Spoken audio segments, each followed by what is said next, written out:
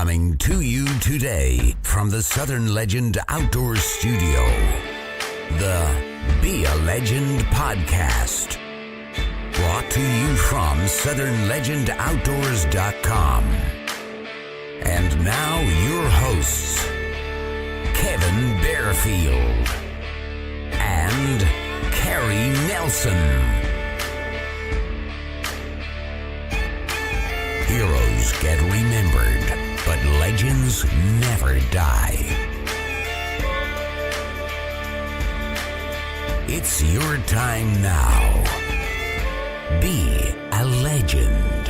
Hello, everyone, and welcome back to another episode of the Be a Legend podcast. Coming to you again tonight from Pontotoc, Mississippi. Kevin Bearfield here with Kerry Nelson and Ken Butler. How you guys doing this week? Doing good, Great, man. Kevin. Doing good. Glad to be back. It's getting closer to hunting season. The weather's kind of tricking us a little bit early in the morning. It's feeling good, and by mid-afternoon it's getting warm. So it's typical Mississippi September. Mm-hmm. And but you know, bow season's right around the corner. It's going to start cooling off, and next thing you know, we'll be in Mississippi deer weather and hunting and. Somebody be up a tree.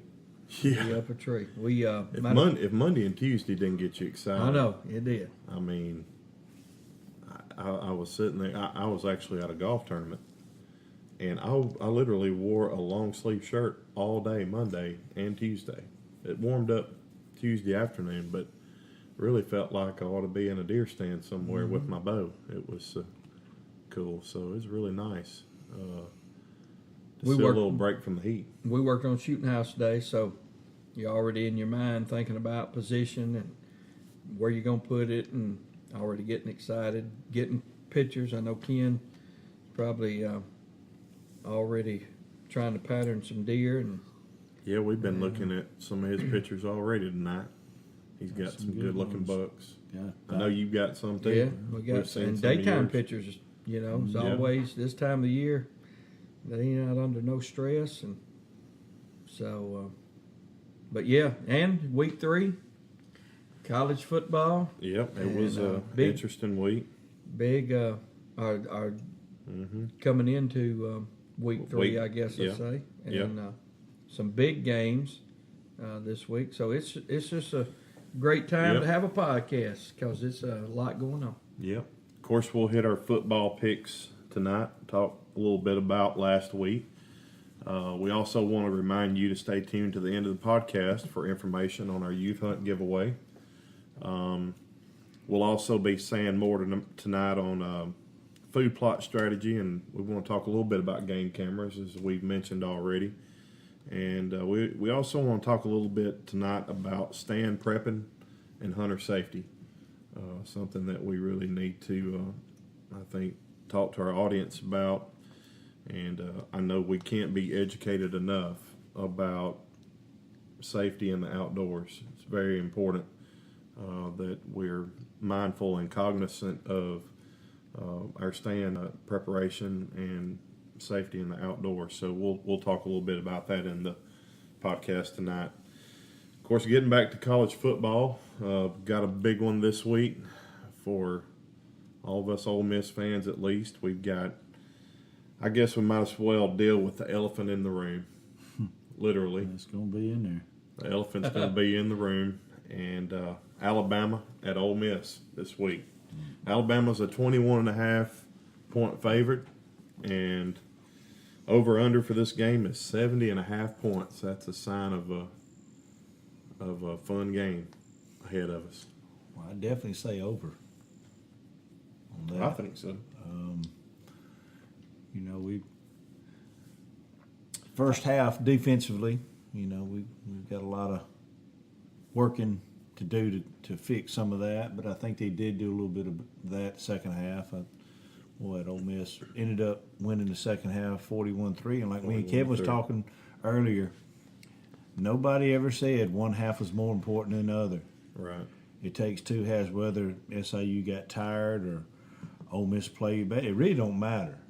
The scores matter. You win the game by 35 points, and you've got Ole Miss fans disappointed. You know, we've seen these can't Appalachian remember states when and we- Michigans and different ones, and Troy Yeah. beat State, South Alabama beat State the same time over the last several years. Troy beat LSU last year. Yeah, LSU, the things happen, and you have to find a way to win, and our guys did. So I can't remember when we last scored 76 points. we Has talked anyone about First, first two games of Kelly's career. Oh, did we? First two games when Chad Kelly became starter. Oh, First two okay. games of the year, we scored 70 points back to back. I knew we put a lot of points up Okay. those games. I'm about 100% sure. I'll look that up and find out. But I'm about know we did. But as far as the game, I mean, it's what, 21? 21 and a half. If you pick by spread, I'm picking Ole Miss. We just Yeah. have too much offense. I mean, they're going to score, but if you have to go straight up, let's be honest about it. I mean, the series is pretty lopsided, and they're hollering maybe the best offense they ever had. But it was like nothing was talking about who have they played with this quarterback. You had one half of the national championship game, and then they played Louisville, which Louisville was proved they're not too good, and then whoever they played last week was not good at all. Yeah. So, I know I saw a couple balls just thrown up in the end zone, and Alabama guys caught it. So, but anyway, as far as picking, I'm going with Alabama. Yeah, I hate to say it. Oh yeah. Well, I mean, going with Alabama, and I would have to say though that after last year, and we've got a lot of our same players coming back, and I mean they just thumped us. Yeah. And by the way, the first two games of Chad Kelly's career in 2015, we put up 76 on UT Martin and 73 on Fresno State. There you go. So back to back. Appreciate our stat guy giving us that. That's And right. Good so, job there. yeah. Good job there on that. Thank you, Siri. And but anyway, but here's the thing, man. Bo Wallace, Ole Miss. Yeah. Who'd have ever? I didn't think we had enough offense then. I'm just being Yeah. honest with you. I thought we had a good defense back Yeah, then. that's right. But I didn't think we was going to put up enough points. Yeah. Then so we beat Alabama. With Bo Wallace at home. Then we go on the road with Chad Kelly to Tuscaloosa. I'm not going to be a typical Ole Miss fan. So, oh yeah, man, I knew we was gonna, Nobody gives a no. Nobody. I'm sitting here as a fan thinking. Usually when we go to Tuscaloosa, we get our brains beat out. I'm hoping that at least after beating them at home, Just we play a make a show, respectable game. Yeah. and we not laughed at, and we go and beat them. So Year 3. year We're three, ahead we're at the playing half. 3.5 quarters. Yeah, We're that's playing it. with them, and So, do I think in the recent history as an Ole Miss fan that we can play with Alabama? Yes. Do I think we're better than Alabama? No. So, but do Overall. I believe that we can beat Alabama on any given day? Well, we've Yeah. shown it. Starting back with Eli, and he beat them twice, and coming on through. Have they dominated the series? Yes. In recent years, we've shown we can play with them Yeah. at times, and then you'll have a year where they beat us 60 points. I just think this year that we're going to score more than 3 points. And I think they're definitely going to score more than 3 points. But I think this to be true, that these college athletes at this level get sick and tired of telling them what they can't do and what they ain't. And don't be surprised, not that Alabama's not going to put up points on Ole Miss, but don't be surprised that these guys don't take some pride in the way they've been talked about. Because Ken said it. They ain't said nothing about the second half this week. All they want to talk about is first half, and it's 2 halves in the game. Yep. So I'm picking Alabama. And as Ole Miss fan, I want to see Ole Miss beat Alabama by all means. But even if we beat Alabama, they're still a better team. Yeah. Sure. I think for one, how many? Think about all of our Alabama friends. Have you heard anything this week? They're quiet. They're not saying a word because I got something. I've only had one person reach out to me this week, and it was a State fan Exactly. who said, we get, as Ole Miss fans, this is what, let's just say it, this is what we get right now. The Rebels / Black Bears / Land Sharks are in trouble Saturday, to which I sent back. The Bulldogs / Cattlemen, I mean, you're ringing a cowbell. Apparently, you're trying to get some cow. And Banana Men, that's what I sent back. Yeah. Are going down the same path we're going. Be right. walk very treacherous, or very careful as you go down this path. Just because we meet them first, you still gonna meet them down the road because you in the West. So we don't talk smack. We were talking about that. No, and we were talking about that earlier tonight. Ole Miss really has an advantage in the fact that we have been able to play Alabama early and maybe catch them before they've really peaked.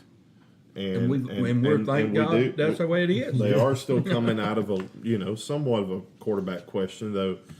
I think that has pretty much been settled at this point down there. But you never know, and you gotta like the fact that we're playing them at home. We're 2-0. I think last week really overall was a good thing for us. We had to play a whole game. Yeah. It works a little bit against you, I think, when you play a really weak team before you play an Alabama game, and you go out there and you play one half. Well, maybe you protect your players, maybe you prevent some injuries, but we didn't really have any injuries from the game. And our defense got challenged and had to come out, show up, and play in the second half. And what for about which looking they ahead? did. And I mean, we live in talked about sports. that. I mean, all major league teams that are dominant play a cupcake and got a big game coming the next, and look up and they're in a dogfight because they didn't take it serious. I mean, I'm just saying it's very obvious who the best team on the field was. Yeah. All right. Yeah. Did we show it the first half? No. Did they? And what about this?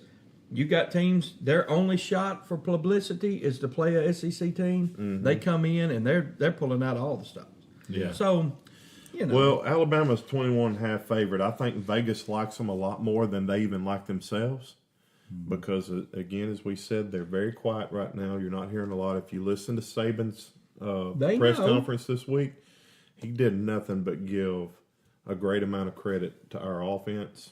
And I think he knows, in his own words, we have a challenge before us this week that we've not seen yet. Yeah. And he knows it could be a high-scoring game, and anything can happen. That one crazy play could be the difference in the game. 4 years, we're 2-2. They're playing an opponent that is 2-2 against them last 4 years. Yeah. Who else has done that? So that's my point. All right. So they know that it can happen, is my point. Right. We all are sitting here. And we're we not know ignorant. that it can happen. We know it can and happen. those But boys we in know, Oxford know that it can happen. and at any time that it happened, we were still not the better team. We just won that day. That's and right. that's if we win Saturday, it'll be the same thing. The best team did not win, but the best team don't always win. That's our hope for Saturday is that we play turnover free, just like at Alabama, Chad Kelly's year. They had 5 turnovers last year in the Egg Bowl. Ain't nobody going into the Egg Bowl thinking we're fixing to beat Mississippi State last year because the year before Fitzgerald run crazy on us. All right. Well, they turned it over 5 times. And I made the comment, I'm just telling you what I said before the game to my sons, my son-in-laws, and to everybody. Denton Dansby in Louisiana. I said if we can get 5 turnovers, we can beat them. Promise you, I said that. Well, it happened, and I almost took 6 or 7 turnovers, but it still happened. You never know. You never know. And good players turn the ball over. If we turn the ball over, they're going to beat us 80 points. Yeah. If they turn it over, we can stay in the You game. never know. So, Well, I'm picking Ole Miss, or excuse me. No. I'm picking Alabama. that's all right. Hey, But I am picking Ole Miss to cover. Yeah. I think we're within the spread. I don't think they beat us 21.5. So I felt good about going into my pick tonight, knowing that I could pick Ole Miss to play within the spread. We'll go ahead and knock this out. We've got Richard joining us again tonight while we're going through the games. Richard, you want to go ahead and make your pick for the game as well? Ole Miss or Alabama? Alabama. I Okay. don't blame you. I picked them too. We'll go to probably the next biggest game of the SEC would be LSU at Auburn. Auburn is a 10.5 favorite with over under 44.5. Kerry, what do you think about this game? Well, I'll be honest with you. LSU and Auburn are in that same boat with me in the West of team. I always put them, Alabama and Mississippi State are like two rivals to me in the West, me personally. My song leader's from Oxford, Alabama. I mean, come on. How'd that work out?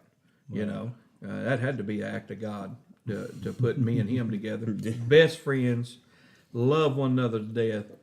But at least he raised one son right. He turned out to be an Ole Miss fan. But here we are. They're just a rival to us, Alabama. My point is, Auburn and LSU's always those two teams that you don't necessarily, when I say it don't bother me if they win or lose, you check on them, you look at it. They're not a rival to me. Mm-hmm. My daddy's generation, LSU and Ole Miss was a bigger rival than Ole Miss and Mississippi State to my daddy. Yeah. I mean, they couldn't stand LSU. Right. Here's my point.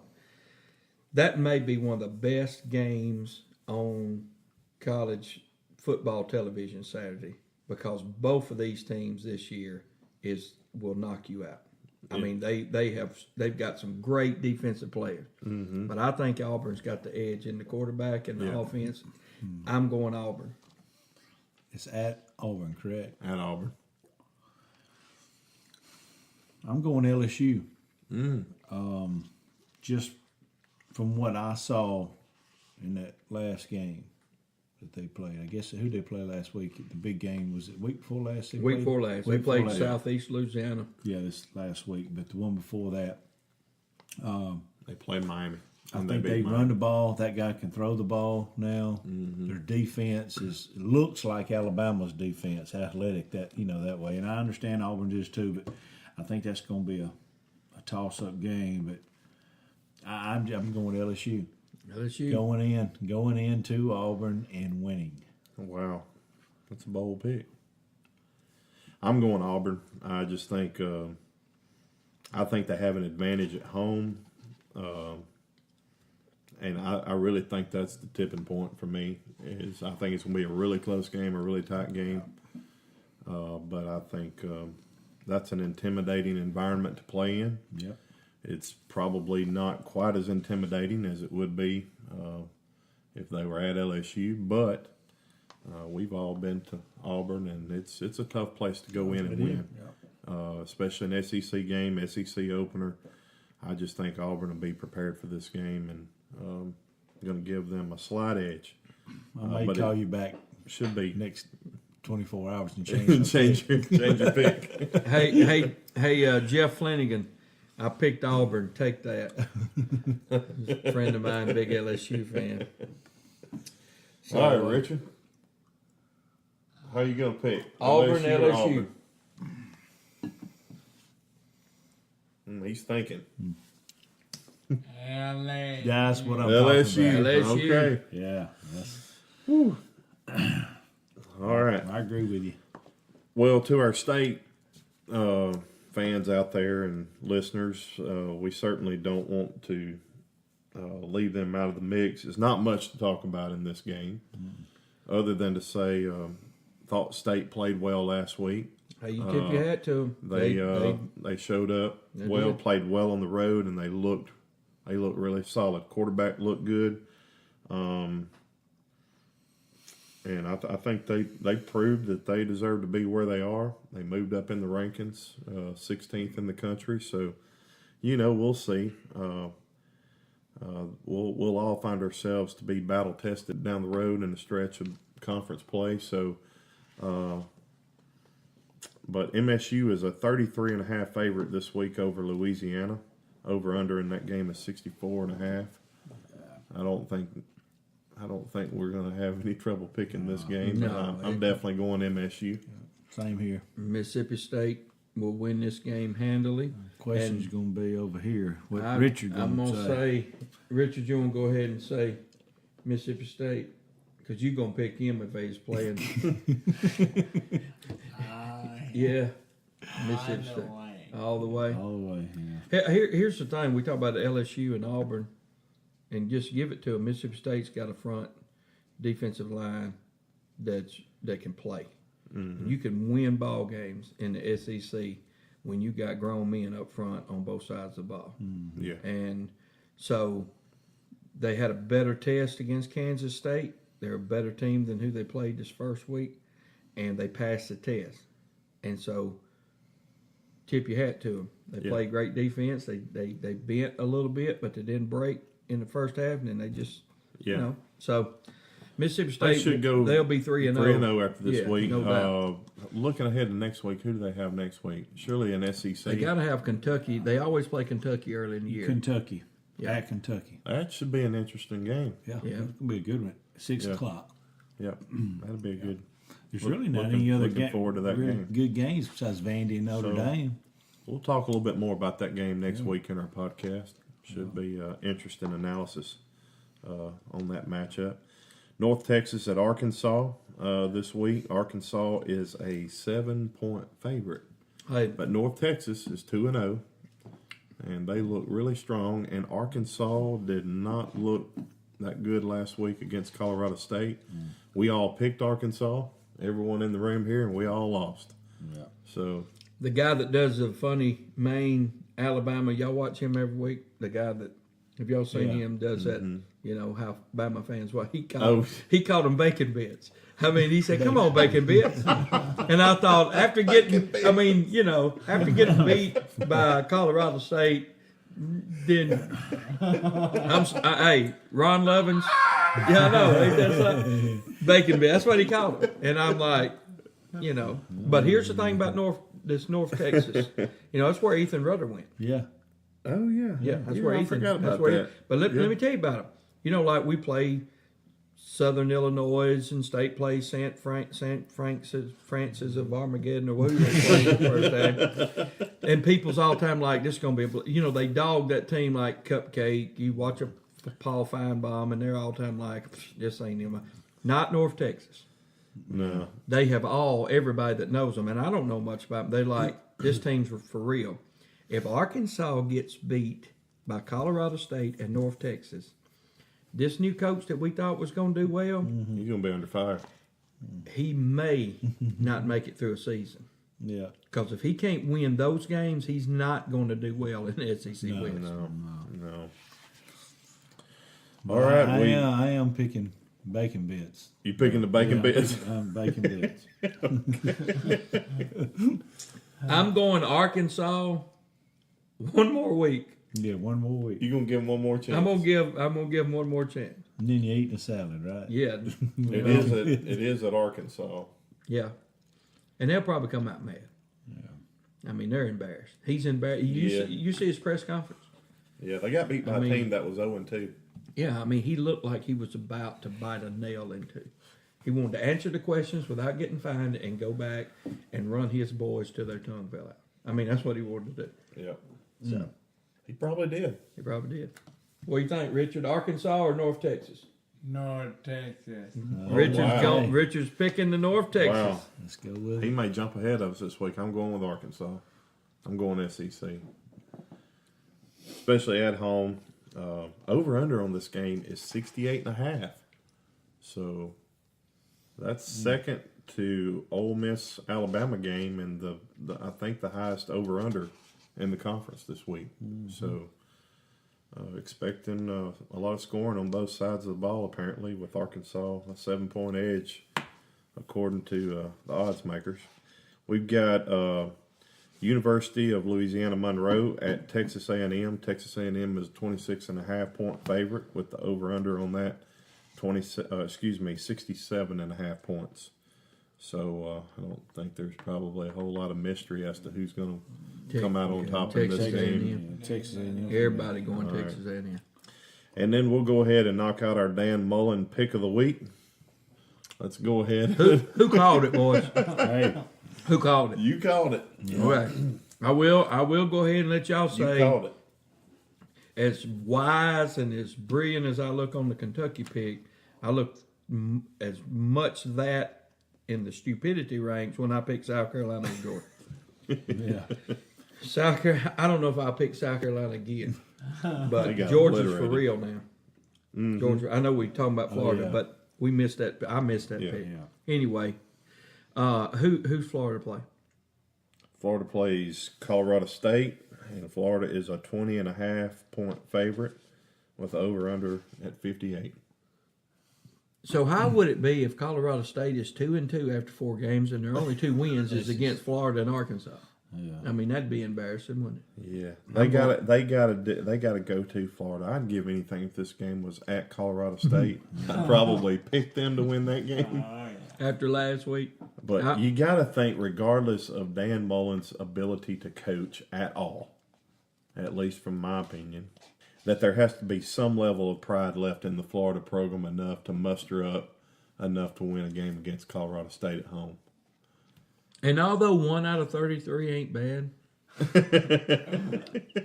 the timing of it ain't good. Yeah, that's right. It was good for us. No, I'm just saying for him, it's not good for him. Not good for him. It was You good know. for us. I So- enjoyed it.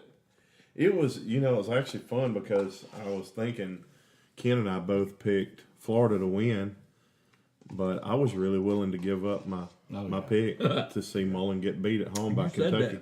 I said it. We And were it, in and it revival. happened, and I enjoyed every minute of it. We were in revival, preaching youth revival. Richard was with us. My wife Michelle was with us. We got back to the hotel. Come in. We hadn't really been able to see college football all day. We had an all-day service. I was looking back and forth at my phone between it breaks, like lunch and stuff from Ole Miss. We got to watch about 40 minutes of state game before we went. So we got to watch the fourth quarter of, was flipping back, Texas A&M, Clemson, Florida, Kentucky. We got to see the best parts. Yeah. And so go Kentucky. And hey, and in Kentucky, I'm just Yeah. telling y'all, man, they got got a some coach. skill. Yeah, they got some skill got- players that can play. And I believe their coach is going to turn that program around. Oh yeah. So Is everybody going with Florida, or do we Yeah, have I'm going- anybody bold enough to take Colorado State? Florida. going Florida or Colorado State? You do have a brain injury. I knew he was wanting to. He's going. He's going. He can't stand Dan Mullen. I mean, that's as a state fan with a sheer brain injury, but he ain't affected enough to know that he can't stand Dan Mullen. Give him 5 on that, baby. Yeah. Colorado State. Well, You just non-conference in this weekend. I'm, man, I got to go with Florida. Yeah, Florida. Can you go on Florida? Oh yeah. Florida. Not today.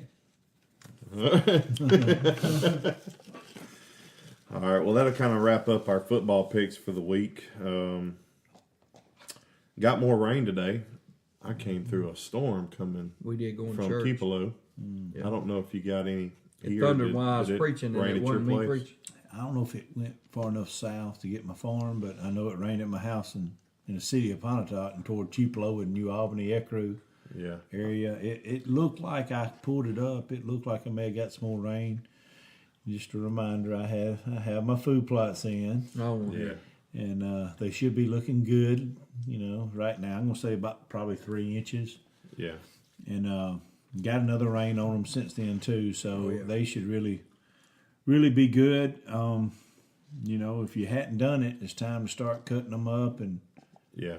start thinking about it anyway. The moisture's in the ground. I did say that this week we're not supposed to get much rain for the next 5 or 6, 7 days, so it'd be a good time to get them in.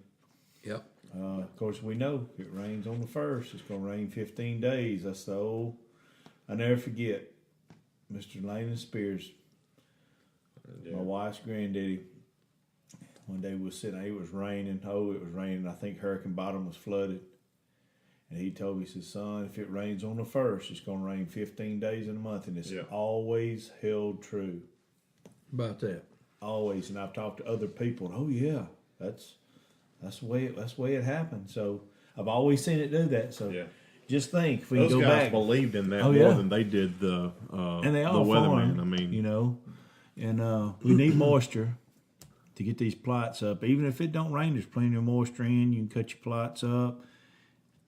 You know, we can get them sowed and we can harrow over them, and that just by harrowing over it's going to keep that moisture inside that plot. They're going to come up. I guess, we're getting to that point where we are beginning to see a few rains.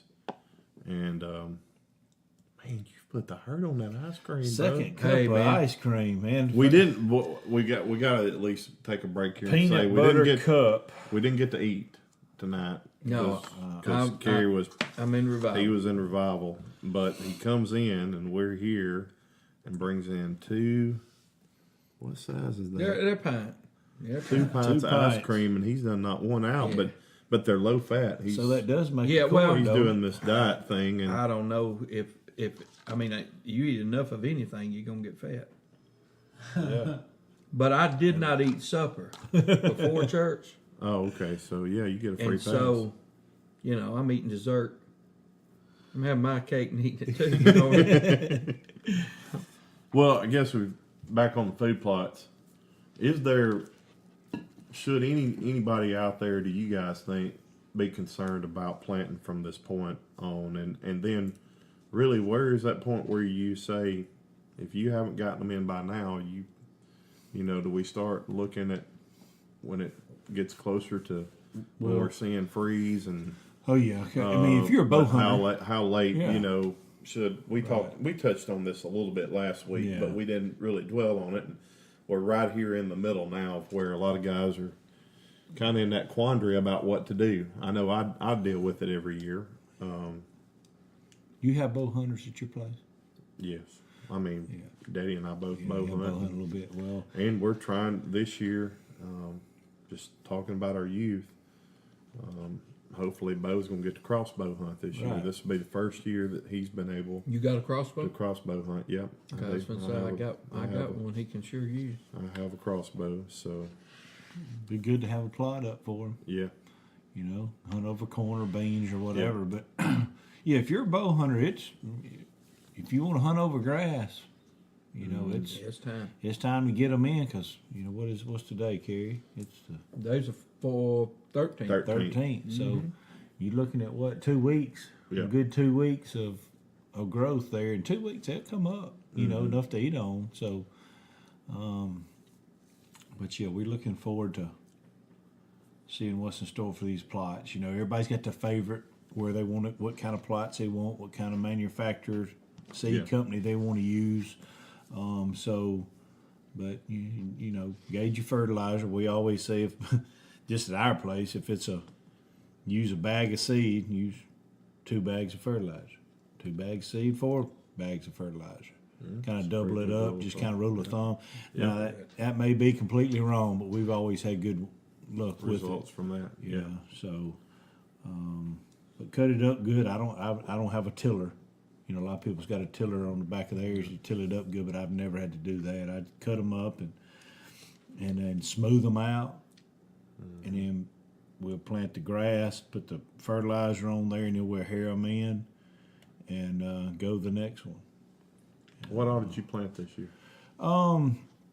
This year I went to Moore's and got their mix, they call it, Moore's game mix. mix. Yep. It's got wheat ride, Clover.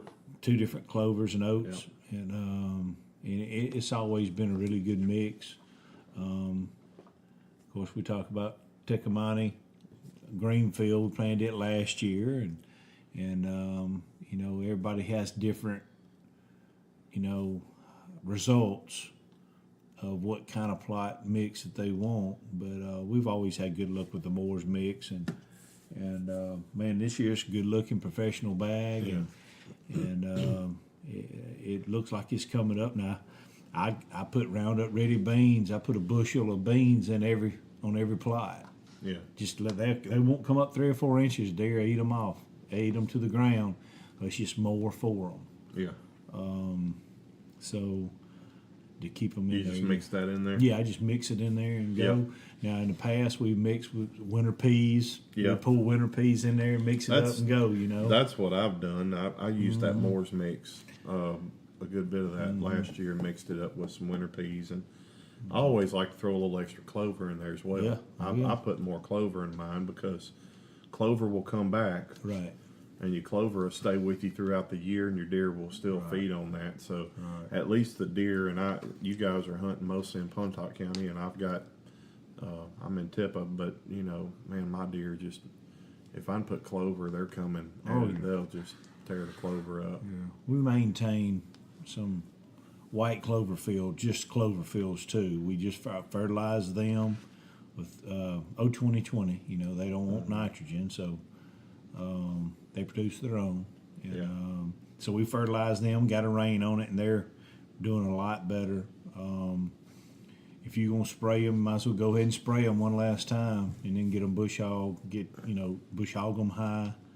Yeah. And not too low to the ground, just kind of get those weeds out, because it's getting ready to get to the point those weeds are going to stop growing once you bush hog them. Yeah. And get your clover fields going. And we love our clover fields. We've seen the horn growth go up tremendously with our Durana Pennington whitetail clover. Yeah. It's a good product, and turkeys love it too. We know that. So, Kevin, y'all have a good bit of clover at your place. That's what I used the Moore's mix. Now last year we put out a good bit more of the Tecumate, and we saw good results from that as well. Right. I don't know that I would necessarily pick one over the other, and we'll have Mark Newell on here in a few weeks. He'll speak a little bit more about the Tecumate product. I know he's on their pro staff, but everyone around here has used the Moore's mix, and it's had good results from it. And it's a good mixture, and we've mixed it with the winter peas and the white clover, and it's done really well for us. We've had great results, as good as anyone around us, from what I can tell. I guess my only thing is, I've got so many. We're maybe I don't know. I get to hunt your place some, and over the holidays and that sort of thing. But I've got so many does, and I don't want us to talk about that here in a few minutes about some of our management practices and kind of get your thoughts on that.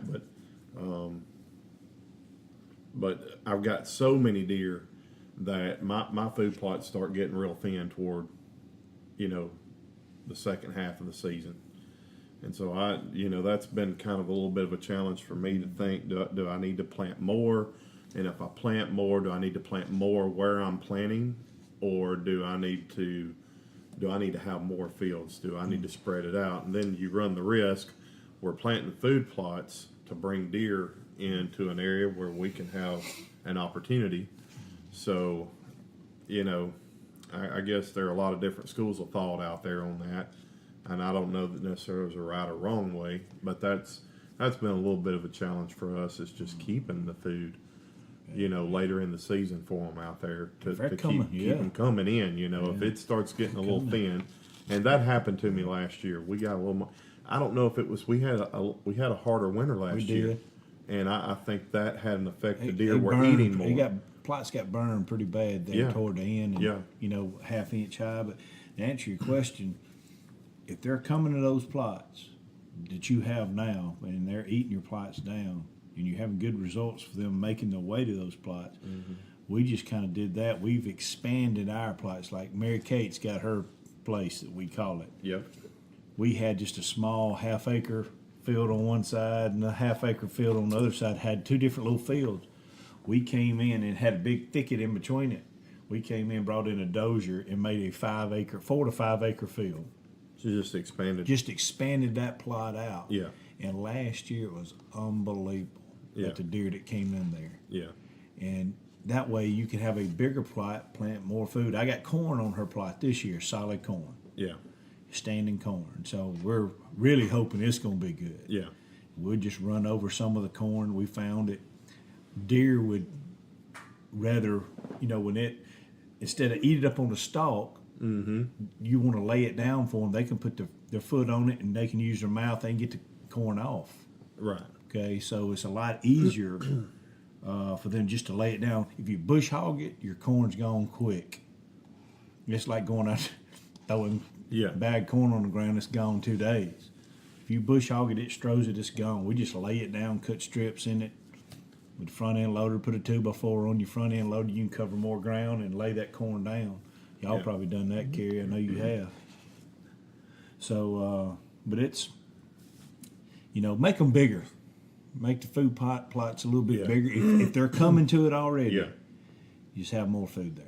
I guess that was kind of the approach we were thinking about, but you hate to make a decision on 1 year, but last year was tough on our food plots, and again we just got so many deer, and I don't know. We've debated about, do we need to thin out some of our our does, and for years the wildlife biologists will tell you need to be killing does.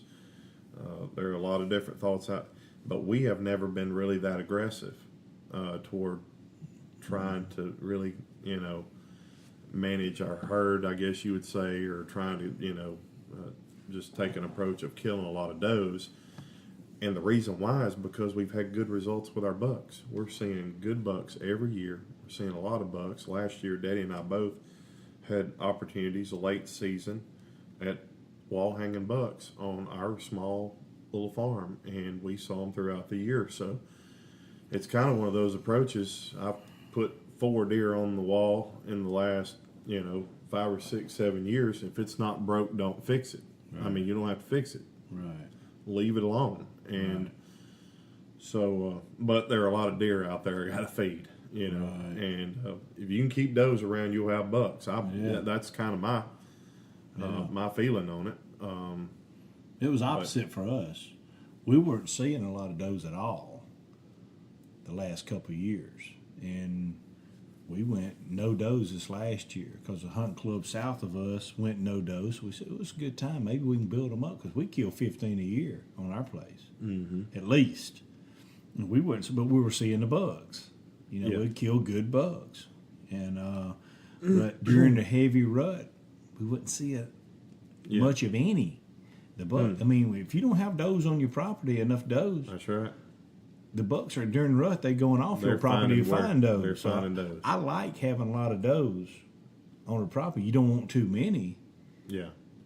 But if you have enough to keep your bucks when the rut's going on, to run them within your own property, if you can have that happen, that's best case scenario.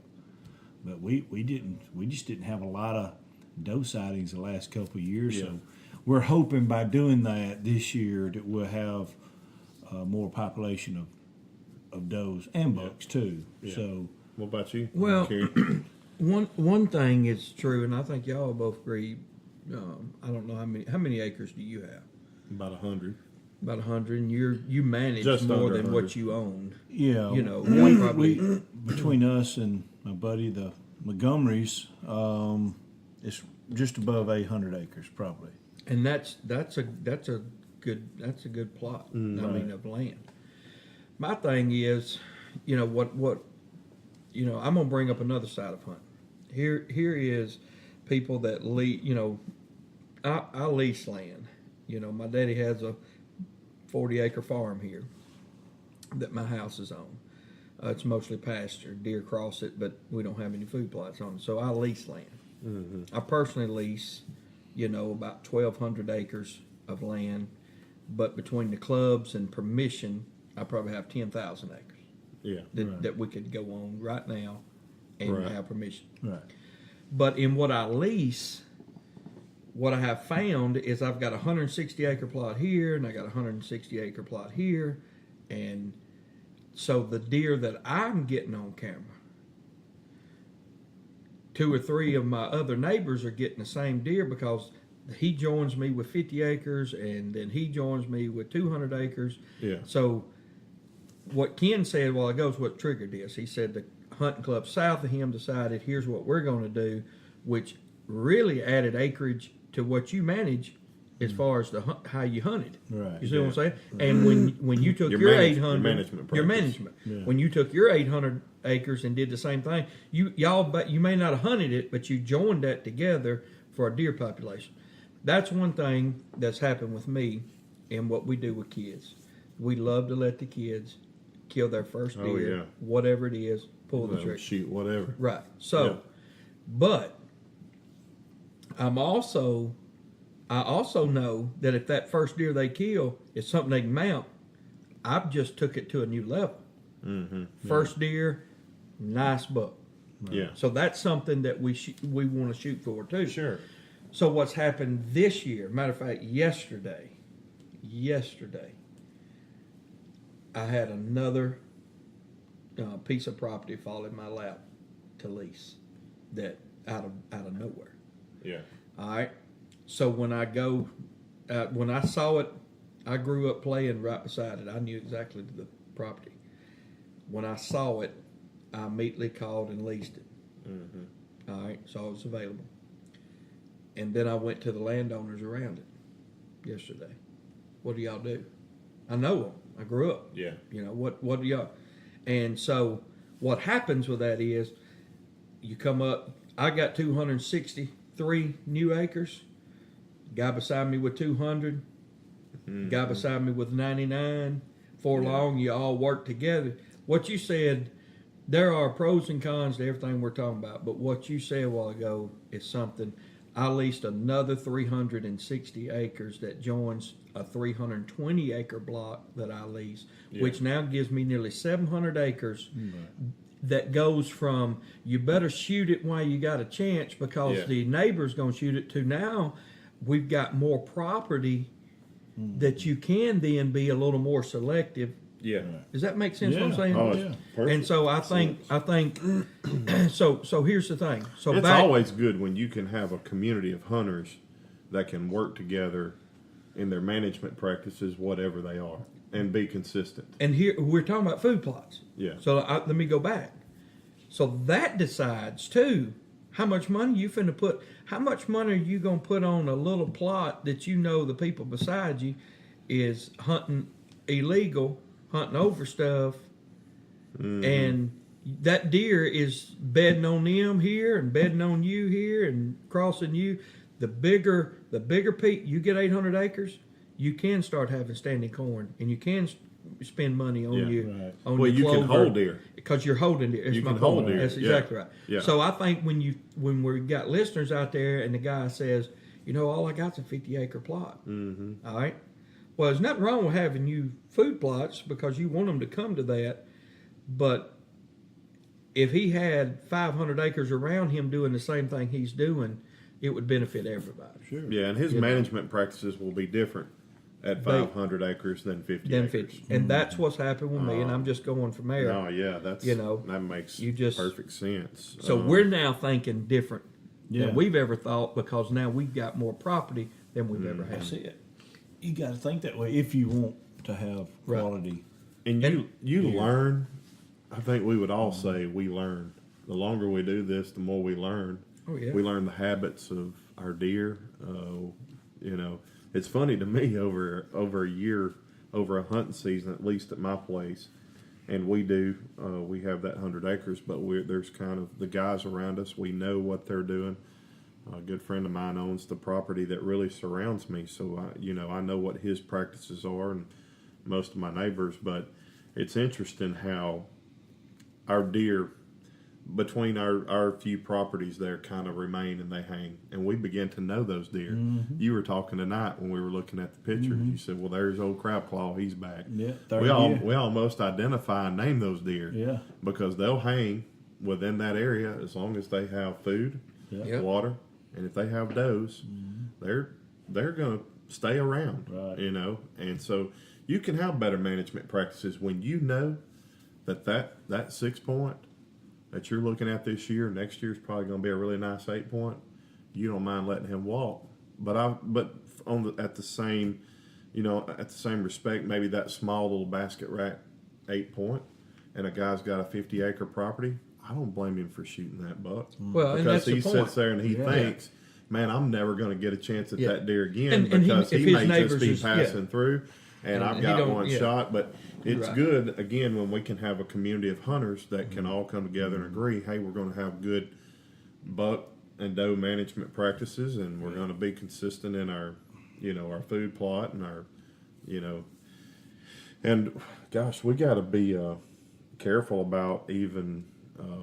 Mississippi's, this chronic waste disease.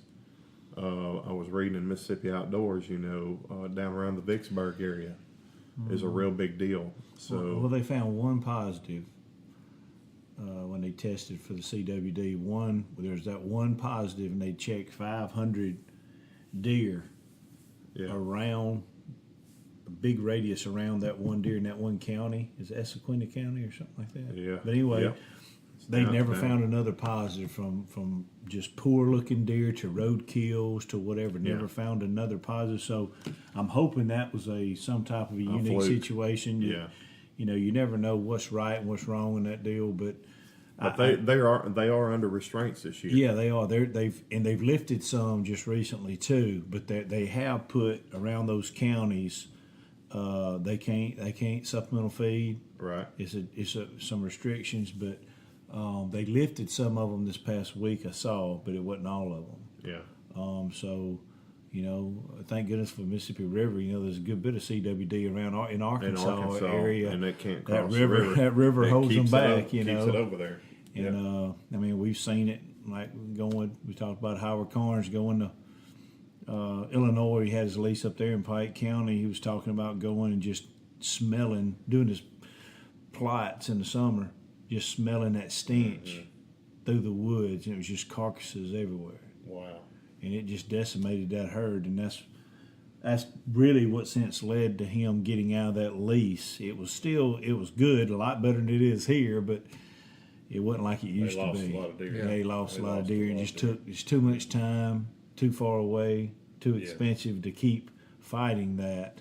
Yeah. And speaking of that, we're going to get to be with Mr. Carnes next week. Oh yeah, that's what I hear. I'm looking. Yeah, we talked with him Tuesday night, and he has offered for us to host at his. I'm his lodge for a ribeye. So, okay, 16 ounce. Yeah, Mr. Carnes, if you listen to this, Ken's in the family. I'm not going to go that broad. I'm going to pick. He's picking 16 ounce. I'm going to pick 12. Well, That's your own fault. He'll get a 16 ounce, I promise you. But Howard, it's going to be fun, man. He's got a beautiful place, beautiful cabin. Yeah. And if we get there early enough, he'll take us for a round. He'll take us and show us some of the stuff he's done this year. And I want to see it. I hadn't been out there in a little while. Looking forward to it. We're going to post some pictures on our website and on our Facebook next week if he's good with that. He's got a beautiful place out there. We want to talk a little bit about safety. I know we were talking earlier about getting out and checking your stands. A lot of guys leave their lock-ons out there, and we all put those straps up, and trees grow in a year, and especially pine trees. So if you're strapping onto a pine tree, those straps do rot. And I can say a very scary time for me was a few years ago. My dad actually was in a lock-on stand. We had been hunting together, and I had to leave a little bit early. He was going to stay, and actually he was going to try to take one of those lock-on Millennium stands down. And he had the strap. He was trying to release the strap with the buckle, and the same thing that we all do, we take for granted. And we don't have our safety strap on. He didn't have his safety strap on, and that strap broke when he was trying to take it off, and he fell about 20 feet. And I remember him calling me, and I don't know that I've been that scared, in the outdoors and the hunting, and I was really fearful after he called me, and knowing I knew where the stand was, I knew how far he fell. And I thought, man, he's probably hurt and doesn't even realize how bad he's hurt. Yeah.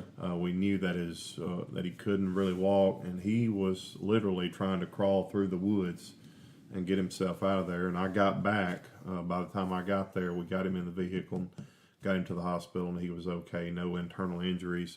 He did crush his ankle pretty bad and broke several bones in his ankle. And to be quite honest with you, he's just blessed to be alive. Yeah. Sure. So we want to create a little bit of awareness out there about that. Ken, I know you were telling that you guys have already started this week working on stands, and Are there any input that either of you would have concerning, Well, first of all, I'm not a climber. Never have been. As far as, lock-ons are, climbers. ladder stands? That's all I do. If it ain't a lean-to, Yeah. and that's just me. And though you got to check those too. And here's the thing, still got to be, like you said, trees grow, things shift.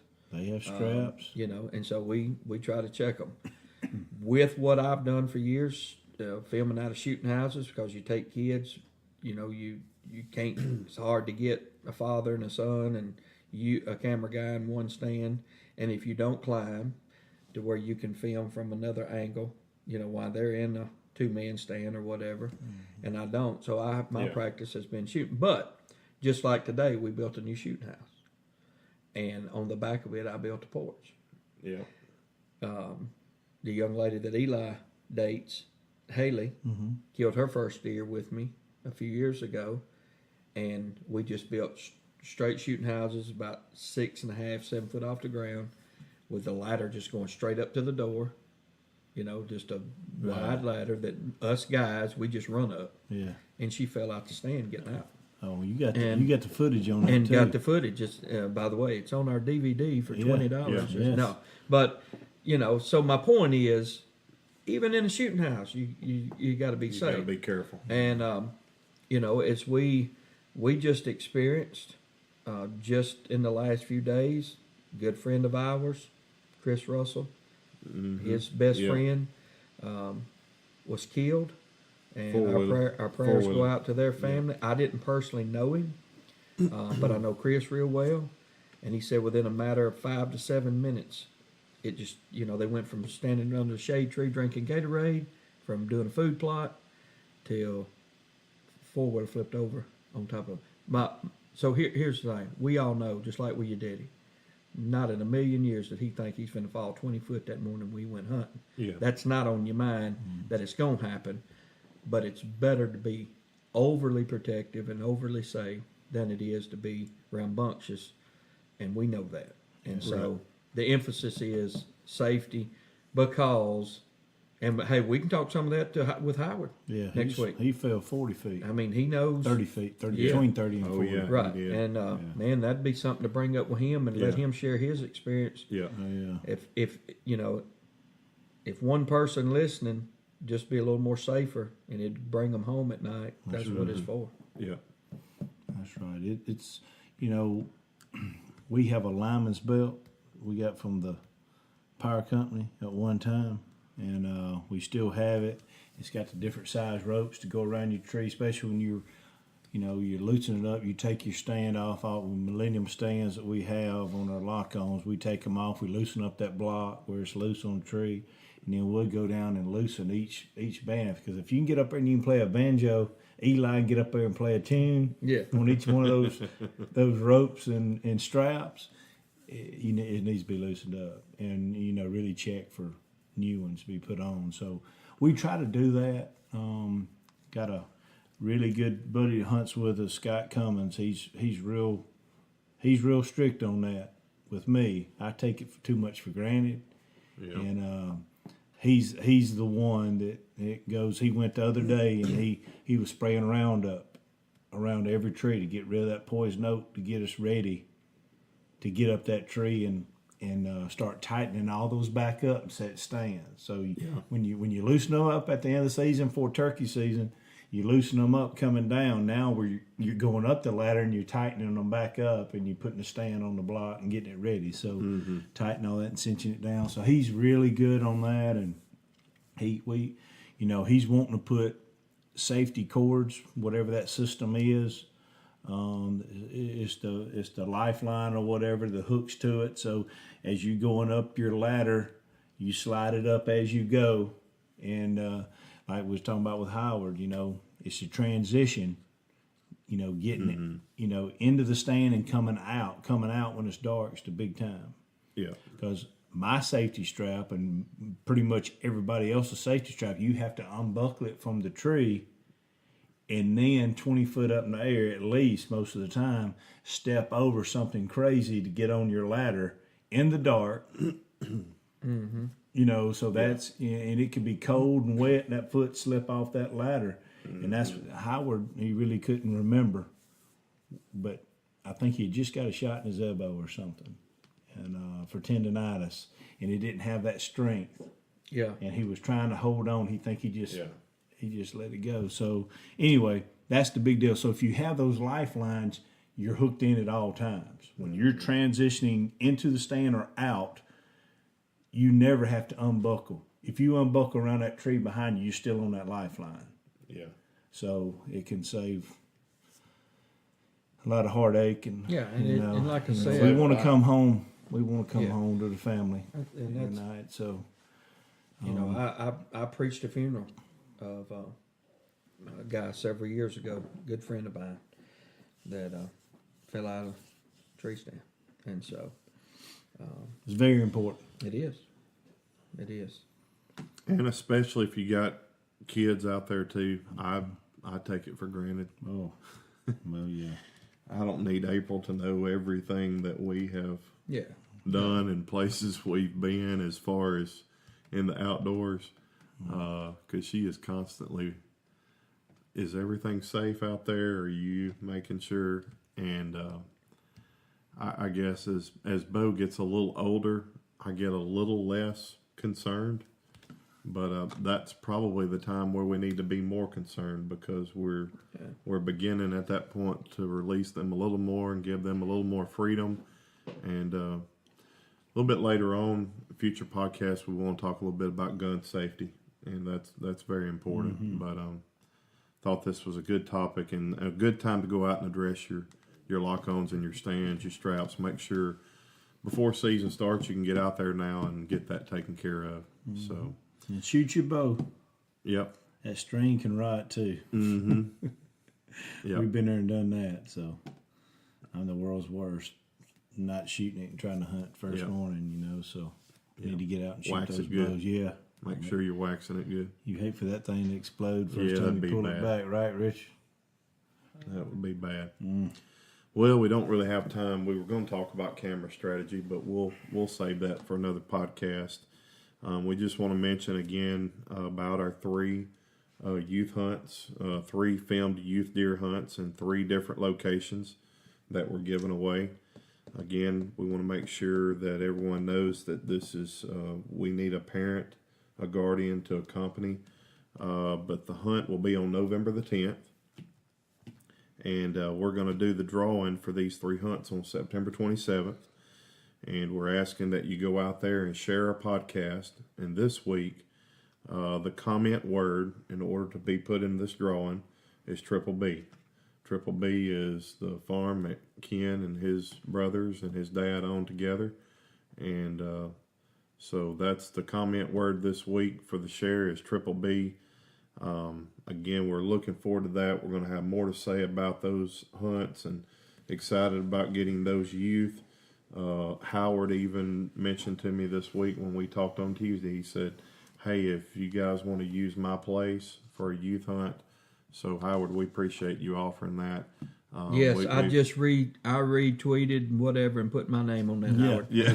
I just thought I'd tell you. You got to beat me there. Yeah. You better get there my chair. I'm actually going to bring Ken out there. I'm going to be his guardian, and he's going to shoot. I want to go on my birthday because Howard, I've been hunting with Howard so many times over the years, and on my birthday, I'd always kill a nice buck, whether it be in Columbus, at his when's place, your birthday? December 17th. Wow. Yeah, You know, that's a good time. I think Howard will probably be out there December the 17th. And Well, my birthday is on December 2nd. You think I can Yeah, we can swing probably that. pull that off? Just a couple of years ago, Howard had this nice 10, 11 point on camera. You know, he'd been hunting or whatever. Well, I'm there for my birthday. He puts me in Madison's stand, his daughter, and within an hour and a half, that buck walked out there and I shot it. Yeah. I mean, that's the luck I have on my birthday. So Hey, about that? and he began to sing "Happy Birthday" to me. yeah, that's right. Oh man. But yeah, it'll be a fun weekend. Be a fun It will weekend. be. Like I said, the shooting house that we built today is for the youth. We have handicap coming later. We're putting them on the ground, the shooting house on. This is one that's going up. It'll be a shooting house that will be on a great piece of property that the youth can not only have opportunity to harvest a great deer, but great time, be plenty of room, and so we're excited about that. It's going to be Share great. it. Please do go out there and share it. Again, our website is www.southernlegendoutdoors.com. Our Facebook page is facebook.com/Southern Legend Outdoors. And go out there and join our group, Twitter page, Instagram. You can get all of that on our website. But again, guys, appreciate you joining in again this week. We look forward to next week, and I know we'll look forward to being with Howard, as we mentioned already. And so a lot of exciting things coming up with season right here. Oh, yeah. Coming up on us pretty quick. So thanks, guys. Hey, thank you, and go Rebs. Oh, yeah. Big Rebs. weekend. Hey, anytime number one team in the country is coming to your place, it's a big weekend. If you're the worst team in the country, it's going to be national spotlight, and what a better way to end the weekend Saturday night than with a W. So We'll have to talk about that game next week. Yes. we'll have See to what talk about happens. it. And Richard, before we hang up, I was like, we was on the phone before we get off. Richard is a big state fan, and this is a true story. He has a T-shirt that somebody gave him in revival that says, "Roll, Tears, Roll," in maroon. And so Is he wearing that? he does. shirt He Saturday? we'll go on trips, and I'll be getting him ready for bed, and he's like, I need to put on my sleep clothes. And he said, my mama put them in this bag. And so I opened the bag. It's Mississippi State pajama shorts and Roll Tears Roll. And so I just say to him, I say, Richard, I don't know if y'all have ever had beat Alabama and made them cry. But you may have. I think the last time was Croom's first year. Yeah. Yeah, Croom beat him. Or not Croom's first year, Saban's it first was- year. Yeah. It was Saban's first year. Yeah. So my point That's is, safe. I hope, Richard, that I can say like your shirt Saturday night, Roll Tears Roll. But I got a feeling that I'm gonna be the one crying. Anyway, enjoyed it. Enjoy All right, it, guys. Look forward to next week.